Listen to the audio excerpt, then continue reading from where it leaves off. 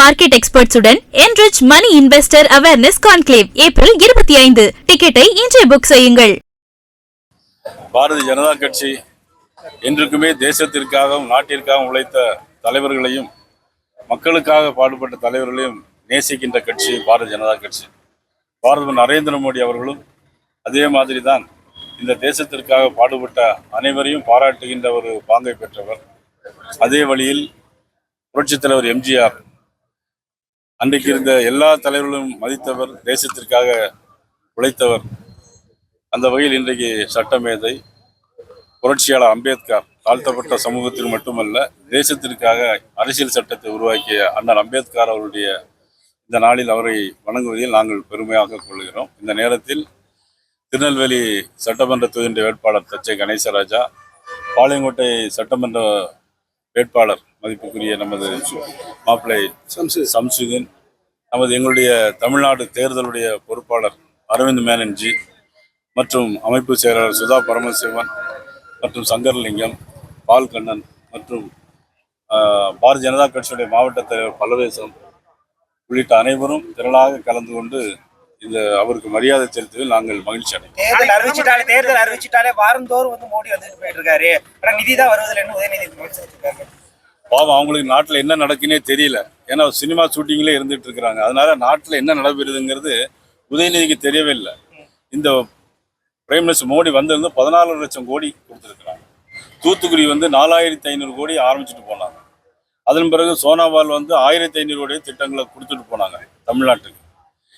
இதுவரையிலும் இந்த கடந்த ஒரு வருடத்தில் மட்டும் தேர்தல் இன்னைக்கு அறிவிச்சிருக்காங்க, இன்னைக்கு நடைபெறுகிறது.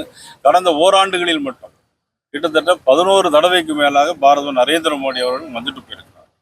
அவர் மலேசியாவுக்கு போனாலும் சரி தமிழை பற்றி பேசுகிறார், ஐநா சபைக்கு போனாலும் சரி தமிழை பற்றி பேசுகிறார், தமிழின் பெருமை நிலைநாட்டுகிறார். பனாரஸ் பல்கலைக்கழகத்தில் தனியாக ஒரு இருக்கையை ஏற்படுத்தி கொடுத்திருக்கிறார்.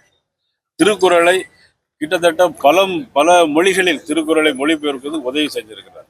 ஆனால் பாவம், நம்முடைய முதலமைச்சர் ஸ்டாலின் அவர்களும் அவருடைய மகன் துணை முதலமைச்சர் உதயநிதி ஸ்டாலின் அவர்களும் எப்படியாவது இது அவர்களுக்கு வாழ்வா சாவா பிரச்சனை. அதனால் இன்னைக்கு யாரை பற்றி பேசினால் எடுபடும் அப்படின்னு நினைச்சு பேசுறாங்க. ஆனா அது எடுபடாது. தமிழகம் எப்போதுமே வடக்குக்கு அவுட் ஆஃப் கண்ட்ரோல் தான். திமுக வெற்றியை மக்கள் உறுதி செய்து விட்டார்கள் ஸ்டாலின் பேசுகிறார். உண்மையிலே அவுட் ஆஃப் கண்ட்ரோல் யார் இருக்கான்னா சட்டம் ஒழுங்கு தமிழ்நாட்டில இருந்து அவுட் ஆஃப் கண்ட்ரோலா போயிடுச்சு. பாலியல் வன்கொடுமை அது திமுக ஆட்சியில தொடர்ந்து நடந்துகிட்டே இருக்கு. இன்னைக்கு போலீஸ் மதிப்புக்குரிய ஸ்டாலின் கண்ட்ரோல் இல்லை, அவுட் ஆஃப் கண்ட்ரோலா போயிடுச்சு.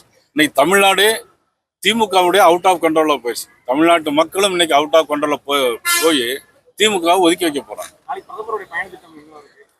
நாளைக்கு பாரத நரேந்திர மோடி அவர்கள் நாளைக்கு கன்னியாகுமரி வருகிறார்கள்.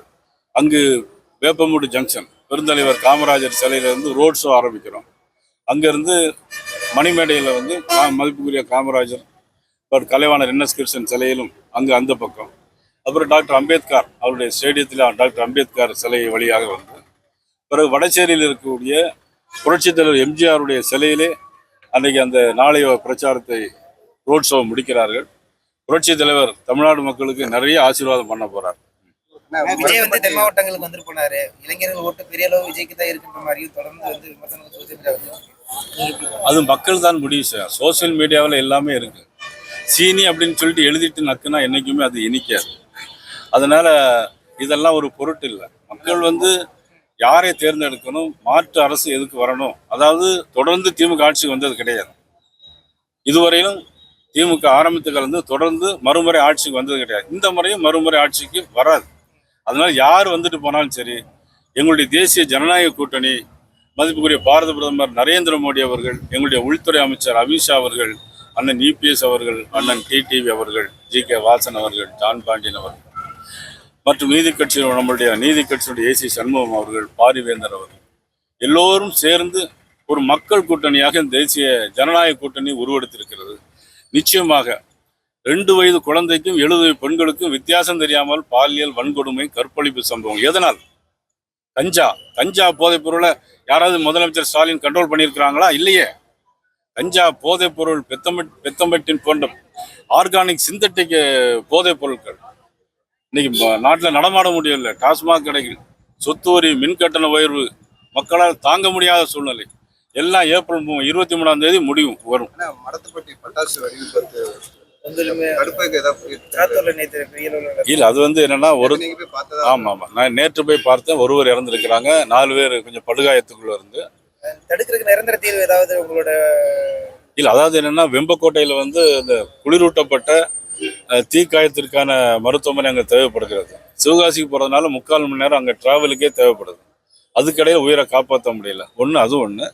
இன்னும் அதற்கான ஆய்வுகள் மேற்கொள்ளப்பட்டு மத்திய அரசும் மாநில அரசும் சேர்ந்து, ஏன்னா ஒரு மக்களுக்கு நன்மை செய்ய வேண்டும் என்று சொன்னால் மத்திய அரசும் மாநில அரசும் சேர்ந்து, நான் சொல்வது பாரத நரேந்திர மோடி அவர்களும் அண்ணன் இபிஎஸ் அவர்களும் சேர்ந்தால்தான் இதற்கு ஒரு நல்ல முடிவுகள் வரும். தமிழ்நாடு மக்கள் இதை புரிந்து கொண்டிருக்கிறார்கள், நல்ல தீர்ப்பை வழங்குவார்.